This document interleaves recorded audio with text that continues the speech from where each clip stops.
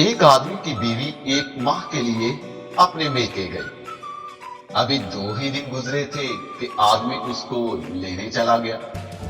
بیوی نے نہ آنا چاہا، لیکن شوہر زبردستی اس کو لے آیا۔ جب وہ واپس آ رہے تھے تو ایک پولیس افسر نے روکا۔ موٹر وے پر آپ 190 کی سپیڈ پر گاڑی چلا رہے ہیں۔ نہیں سر، میں 110 کی سپیڈ میں جا رہا تھا۔ بیوی: وہ جانی، آپ 190 کی سپیڈ میں جا رہے تھے۔ آفیسر: میں ایک اور چلان کروں گا، تمہاری بیک لائٹ بھی ٹوٹی ہوئی ہے۔ اوہو، مجھے اس کا پتہ نہیں، یہ ابھی ٹوٹی ہوگی۔ بیوی: وہ جانی، آپ کو اس لائٹ کے بارے میں 10 دنوں سے معلوم ہے۔ آفیسر: سیٹ بیلٹ نہ پہننے کی وجہ سے بھی ایک چلان ہوگا۔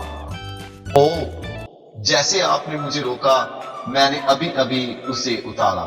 بیوی: وہ جانی، آپ نے سیٹ بیلٹ کبھی نہیں پہنی۔